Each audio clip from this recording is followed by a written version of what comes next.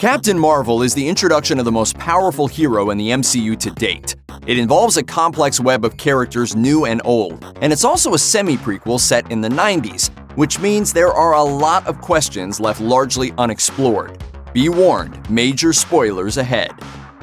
Captain Marvel gives us yet another wrinkle in the history of the Tesseract, the first Infinity Stone to make its way to Earth. We knew that the Tesseract, aka the Space Stone, was found by Hydra in the 1940s, recovered by S.H.I.E.L.D. after Captain America's disappearance, and then stolen by Loki in the 2010s. Now we know that Dr. Wendy Lawson, aka Mar-Vell, was a gifted Kree scientist who used the Tesseract as part of her work on Project Pegasus, using it to power a lightspeed engine before her death sometime around the late 80s. In the 6 years between Mar-Vell's death and the rise of Carol Danvers as a superhero, the Tesseract apparently just sat hidden in her cloaked orbiting lab, which raises a few questions. She was presumably allowed the use of it by S.H.I.E.L.D., so why didn't S.H.I.E.L.D. come looking for it when she died? How could something so important go missing for so long? One of the standout stars of Captain Marvel is Goose, Mar-Vell's quote-unquote cat. By the end of the film, it's revealed that Goose is a flurkin, an alien species that looks like an Earth feline on the outside, but also packs deadly tentacles and the ability to consume objects several times its size. During the film's climactic moments, Goose devours several Kree warriors, intimidates other aliens, and even eats the Tesseract so Fury won't have to touch it. Because we know what happens when the wrong people touch Infinity Stones. Then, in the post-credits scene, we see Goose walk the Infinity Stone up onto Fury's desk and back into S.H.I.E.L.D. custody. Is Goose still hanging around the MCU somewhere? We may never know, but Goose and Fury seem like good pals. Aren't you the cutest little thing? Aren't you cute? And what's your name, huh? Fury. What's cute? I'll be back.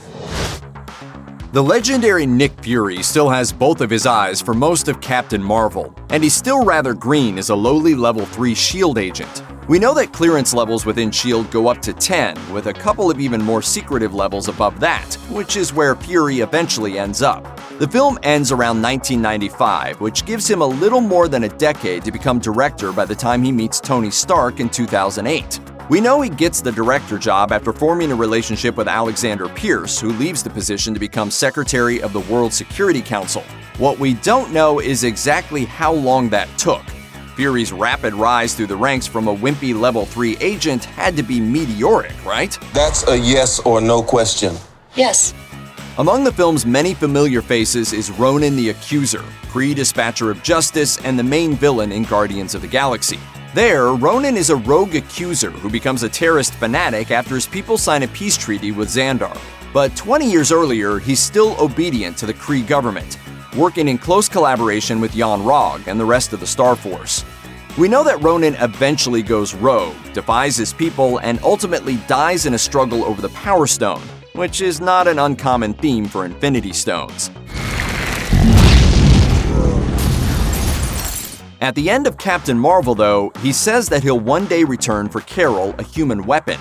So does he ever return for her? She leaves Earth at the end of the film, but did he and the other accusers ever try to seek her out in space? We don't know right now, but a rivalry between Captain Marvel and a Kree accuser could be interesting. Another familiar face is Korath the Pursuer.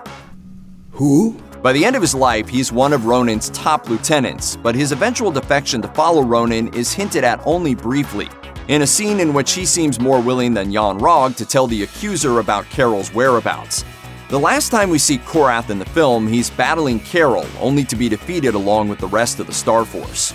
Korath's state at the end of Captain Marvel isn't exactly clear, but we know that when he returns in Guardians of the Galaxy, he's working with Ronan and has several enhancements, including equipment grafted into his head. So what happened? Did Ronan rebuild Korath and give him his enhancements? What turns one Kree against another? Probably Thanos. It's always Thanos. One of the most exciting pieces to a potential story in Captain Marvel is the Rambeaus, Carol's best friend Maria and her daughter Monica, who idolizes Auntie Carol when she's a pilot, even more so when it becomes clear that she's a superhero. In Marvel's comics, we know that Monica Rambeau actually held the Captain Marvel title in 1982, long before Carol did. She's since shifted superhero identity several times and is currently known as Spectrum. By any name, she's a vital hero in the Marvel Universe who once led the Avengers and can summon tremendous power of her own. She'd be in her 30s by the time the present-day MCU events happen, so will we see her show up as a hero?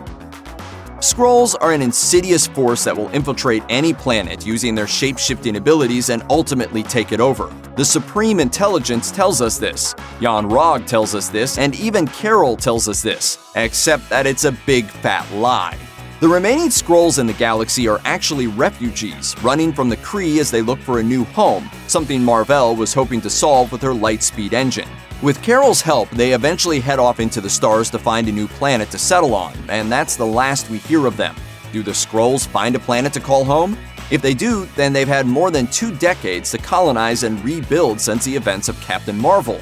So will they eventually become an expanding power in the galaxy again?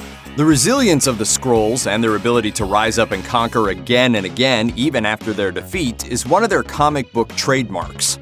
Sometimes they're humanity's enemy, and sometimes they're an ally. So where are the Skrulls now, and whose side are they on? And will they be the ones to come back and help kick some Thanos' butt?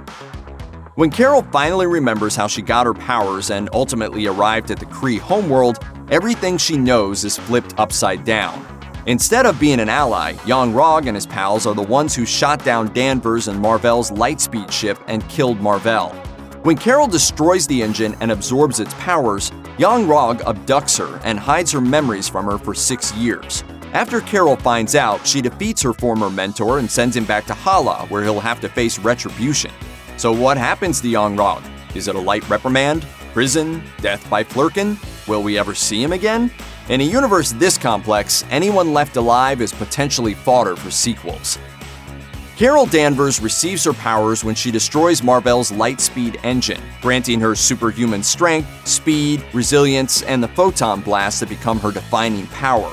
But that explosive engine was powered by the Tesseract, aka the Space Stone, an object of tremendous power that's played numerous major roles in the Marvel Universe.